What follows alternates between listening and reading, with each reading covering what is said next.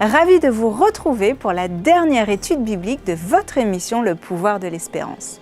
Alors que la série d'études bibliques touche à sa fin, je vous propose une dernière écoute avec Ryan Labiche, Déjà vainqueur, délivrez-moi.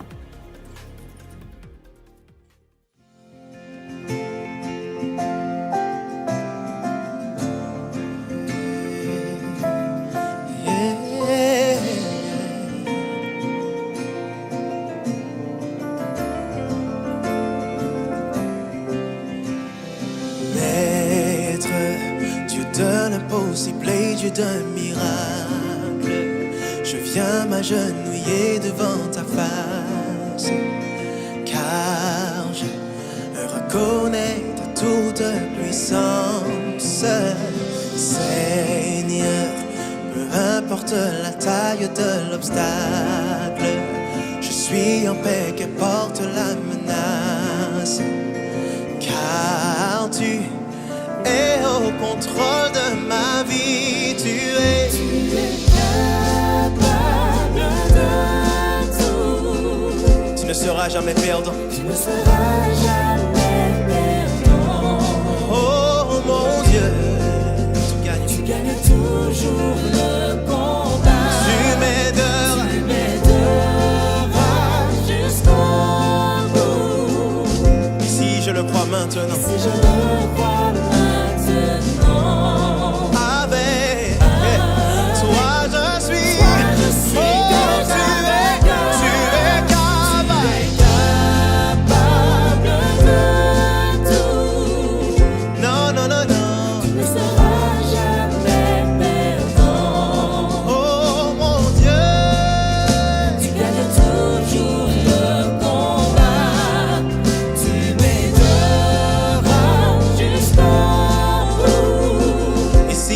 Maintenant. Et si je le crois maintenant, avec toi je suis déjà vainqueur. Yeah. Et le message que nous avons pour toi aujourd'hui est simple. Exactement comme cette femme qui souffrait depuis de nombreuses années de cette perte de sang. Je veux que toi aussi tu sois persuadé que Jésus est celui qui tient entre ses mains la solution à tes souffrances, à ton problème. Proclame avec moi. Dieu est capable. Oui, mon Dieu est capable. Yes, mon Dieu est capable. Dieu est capable. Dieu est capable. Oui, mon Dieu est capable. Dieu est capable. Yes. Dieu est capable.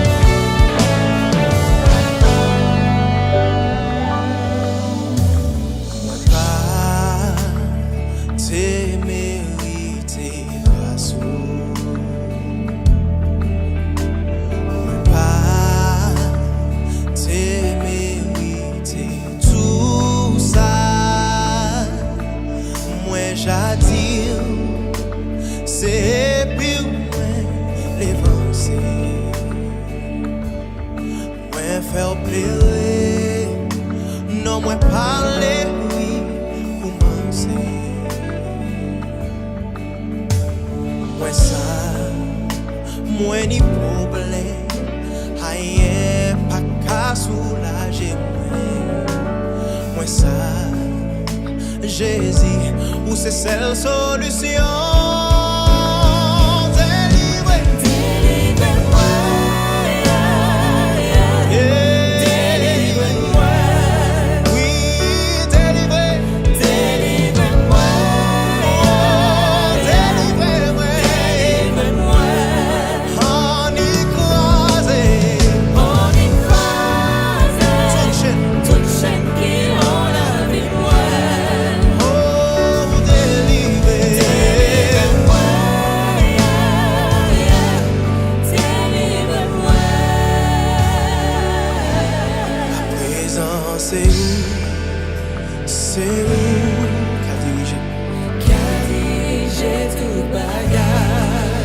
dire c'est où qu'a dirigé tout bagage. À présent c'est où, Jésus c'est où qu'a dirigé tout bagage. Ouais, dire c'est où qu'a dirigé tout bagage. À présent c'est où, oh c'est où qu'a dirigé tout bagage. Ouais, dire c'est où, oh Jésus c'est où qu'a dirigé tout bagage. Délivrez-moi, yeah. Délivrez-moi, délivrez-moi, yeah. Délivrez-moi. Merci Ryan pour l'espoir transmis par ce chant. Espérant que cette saga d'études bibliques vous a permis de tirer les conclusions suffisantes à partir des prémices bibliques proposées par le pasteur Eddy Michel Carpin. Merci de nous avoir accueillis chez vous durant ces quelques jours et merci de votre fidélité. Toute l'équipe du Pouvoir de l'Espérance se joint à moi pour vous souhaiter d'excellentes fêtes de fin d'année.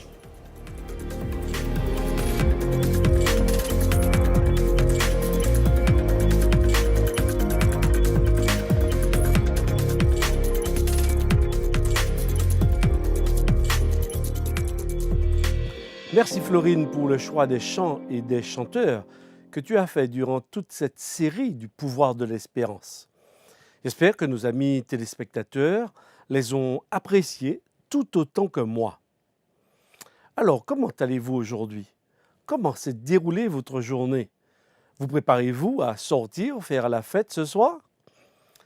J'espère également que durant ces moments passés en notre compagnie, vous avez obtenu des réponses à certaines de vos questions, mais par-dessus tout, que vous avez reçu de Dieu l'espoir pour avancer et faire les meilleurs choix dans votre vie.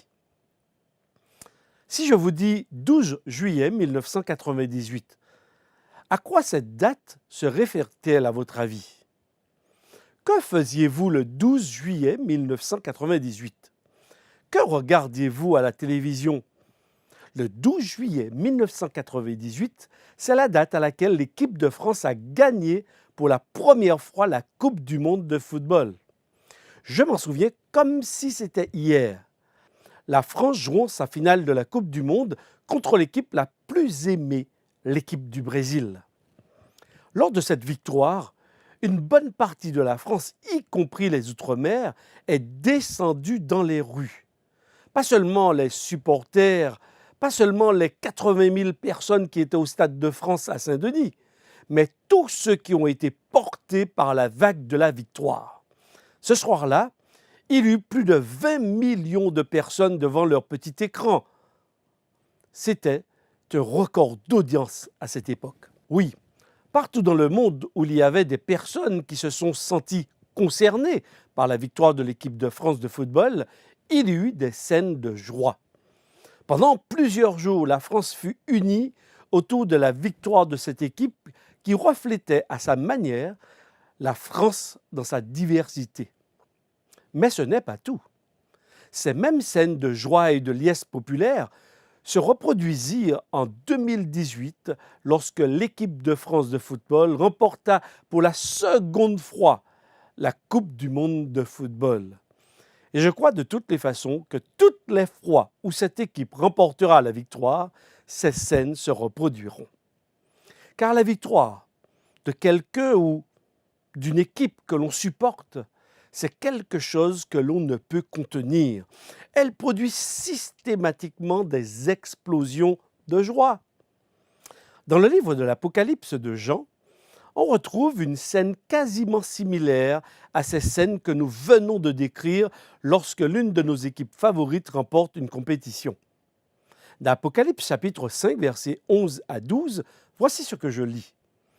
Quand il eut pris le livre, les 4 êtres vivants et les 24 anciens se prosternèrent devant l'agneau.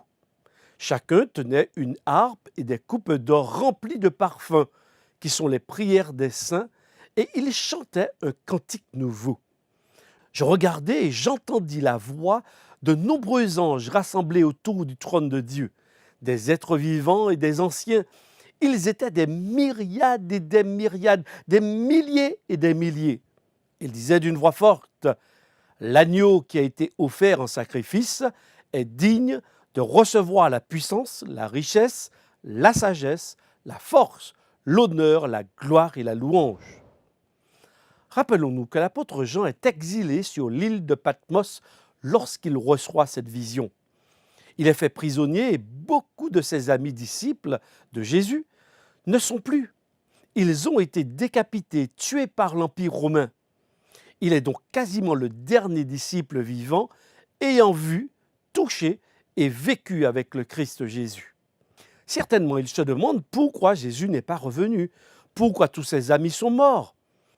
Alors, pour l'encourager, Jésus va se révéler à lui et lui donnera une série de visions pour lui, mais aussi pour les autres chrétiens éparpillés dans l'Empire romain, ainsi trouver la force d'avancer et surtout afin de ne pas se décourager face au contexte politique très difficile pour les chrétiens de cette époque. C'est dans ce contexte que les scènes décrites dans les chapitres 4 et 5 du livre de l'Apocalypse présentent premièrement une scène d'adoration à Dieu, puis une scène d'intronisation. Tout cela concerne un être qui apparaît au milieu du trône de Dieu et qui aurait fait quelque chose d'incroyable, d'inimaginable, d'impensable que nous allons découvrir dans un instant. Tout d'abord, notons quelques expressions dans le livre de l'Apocalypse au chapitre 5. L'expression des myriades et des myriades, elle signifie simplement un chiffre indénombrable, c'est-à-dire que personne ne peut compter le nombre de présents tellement ils sont nombreux, car ils sont donc des myriades et des myriades. C'est donc le ciel tout entier qui se réjouit devant le trône de Dieu, car c'est là que se trouve l'être qui suscite l'émerveillement. Ce qu'il a fait inspire et impressionne tant ces créatures célestes qu'elles se mettent à chanter un chant nouveau, un cantique que nul n'avait entendu auparavant. Ce qu'il a fait est tellement important que cela déclenche une scène de joie et d'adoration, des chants, de la musique, des voix s'élèvent et proclament à celui qui est assis sur le trône et à l'agneau, soit louange, honneur, la gloire, l'adoration au siècle des siècles. Oui, certainement, vous n'avez pas oublié cette ritournelle et 1 et 2 et 3-0. La victoire de l'équipe de France avait de la même manière suscité un chant nouveau. De même, dans le ciel entier, tous les êtres célestes chantent ce jour-là un chant nouveau en l'honneur de l'agneau. Mais qui donc est cet agneau qui suscite cette adoration, cette admiration de tous les êtres célestes et une intronisation? Dans l'évangile de Jean, ce dernier va rapporter des paroles de Jean le Baptiste qui, après avoir vu Jésus, parla de lui à 2 reprises en disant « Voici l'agneau de Dieu qui ôte le péché du monde ». Dans le livre de l'Apocalypse, l'agneau est l'un des titres attribués à Jésus en référence à l'agneau sacrificiel dans le système du sanctuaire israélite que l'on retrouvait également lors de la fête de Pâques et qui était présenté par le pécheur pour le pardon de ses fautes. En d'autres mots, le Nouveau Testament dans son entier voit en Jésus la réalisation concrète de ce que cet agneau signifiait pour celui qui acceptait ce plan que Dieu avait mis en place pour qu'il entre au bénéfice du pardon que Dieu lui offrait pour sa rébellion et ses fautes. Mesdames et messieurs, cette scène de liesse dans le ciel en présence de Dieu et de tous les habitants du ciel s'est produite lorsque Jésus est sorti victorieux du tombeau le premier jour de la semaine. En effet, lorsqu'il rencontra Marie de Magdeleine dans le jardin, Jésus le ressuscité lui dit « Marie ». Elle se retourna et lui dit en hébreu « Rabouni », c'est-à-dire « Maître ». Jésus lui dit « Ne me retiens pas, ne me touche pas, car je ne suis pas encore monté vers mon Père. Mais va trouver mes frères et dis-leur que je monte vers mon Père et votre Père, vers mon Dieu et votre Dieu. » Mesdames et messieurs, nous ne pouvons imaginer la scène de liesse qui s'est déroulée au ciel et qui a accueilli Jésus victorieux de la mort et de Satan. Non, aucune scène de liesse populaire que nous connaissons sur cette terre ne pourra décrire, ne peut décrire ce qui s'est passé ce jour-là dans le ciel. C'était la fête. Jésus était victorieux, il avait vaincu et sa mort, loin d'être une défaite, était une victoire complète sur Satan, car ce dernier était maintenant démasqué sous son vrai jour. En effet, il avait conduit les hommes à crucifier leur Seigneur et Sauveur, et de ce fait, il pouvait maintenant sauver tous ceux qui l'attendaient et ceux qui croiraient en lui. Le ciel entier chantait et louait Dieu et l'agneau, Jésus, pour ce qu'il avait fait. Oui, car tu as été offert en sacrifice et tu as racheté pour Dieu par ton sang des hommes de toute tribu, de toute langue, de tout peuple et de toute nation. Tu as fait d'eux des rois et des prêtres pour notre Dieu, et ils régneront sur la terre. Premièrement, je dirais que ce que Jésus a fait sur la terre a une répercussion directe dans le ciel, car le ciel entier savait ce qui se passait avec Satan. Il connaissait sa rébellion et sa volonté de détruire les habitants de la planète Terre, mais le plan de Dieu s'est réalisé avec Jésus. La mort de Jésus signe la fin pour Satan et ses anges et tous ceux qui s'allieront à lui.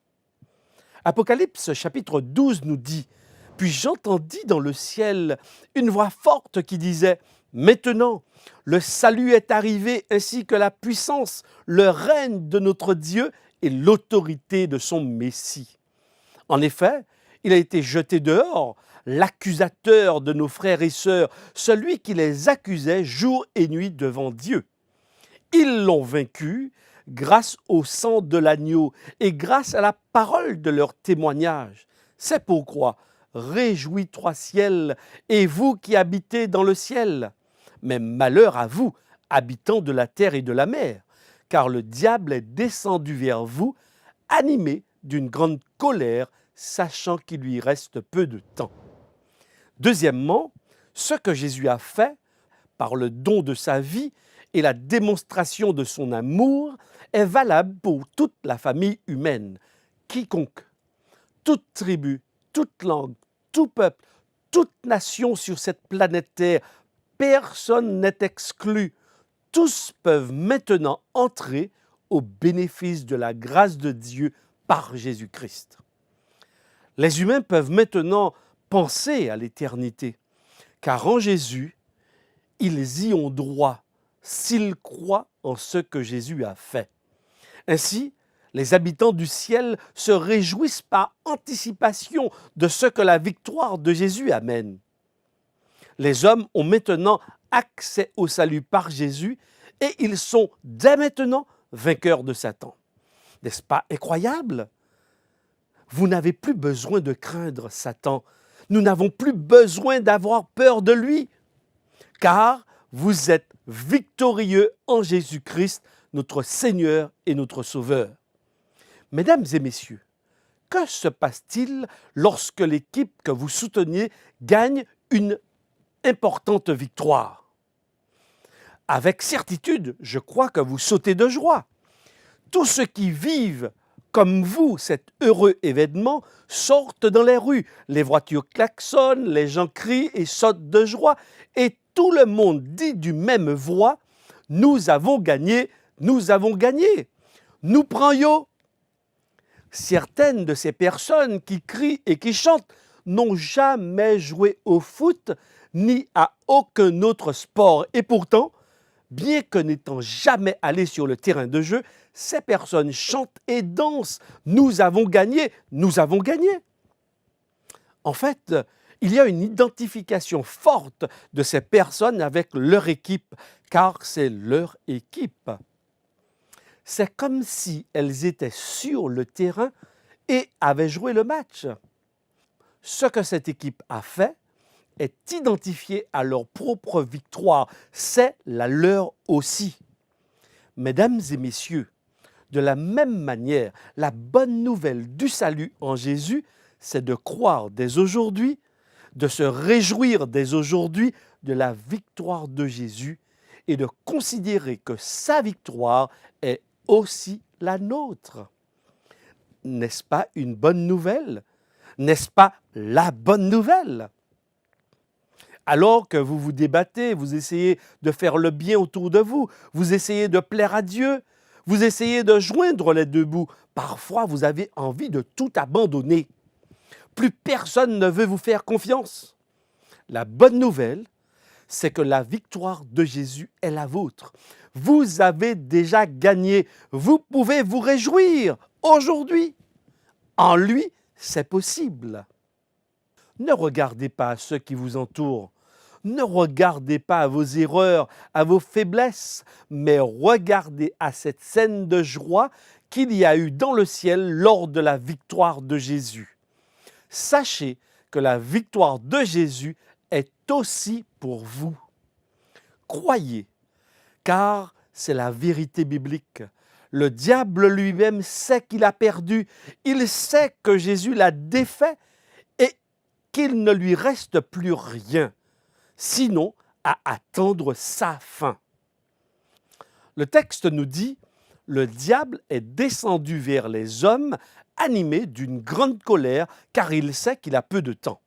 Entre-temps, il veut vous entraîner à sa suite.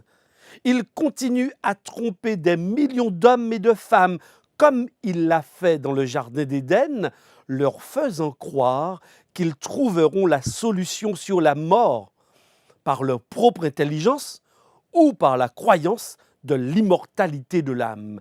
Il continue à dire « Vous ne mourrez point » et beaucoup y croient.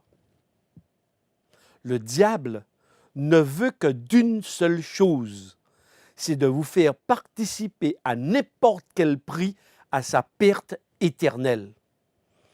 Mesdames et messieurs, Dieu a mis en place un plan pour vous donner de l'espoir.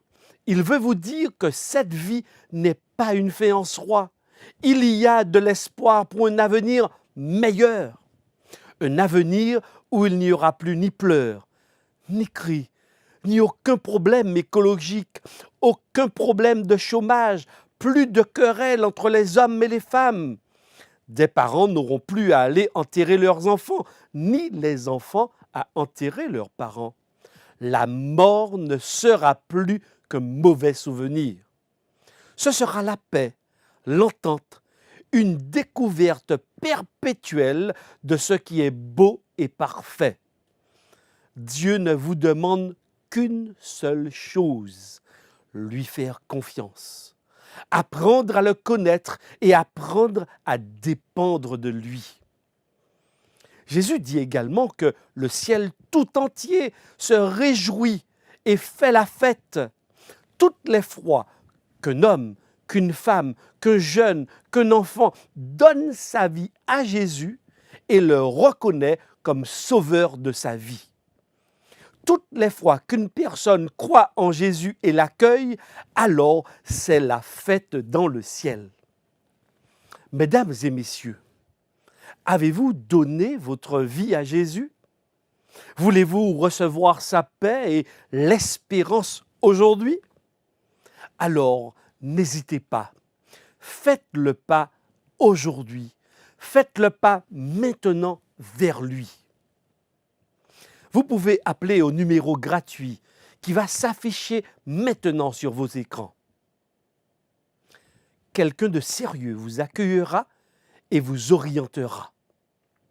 En appelant, vous recevrez ce magnifique livre, L'Ultime Espérance, livre que je vous ai déjà présenté. Si vous souhaitez recevoir une Bible, n'hésitez pas à en demander une. Elle vous sera également offerte. Florine et moi, nous voulons vous remercier d'avoir été avec nous durant cette série du pouvoir de l'espérance. Merci pour vos nombreux appels. Merci pour votre soutien. Je vous donne rendez-vous à très bientôt pour une autre série du pouvoir de l'espérance. Vous pourrez réécouter toute cette série sur YouTube UAGF. Joyeuses fêtes à vous, joyeuses fêtes avec Jésus et à bientôt, amis téléspectateurs.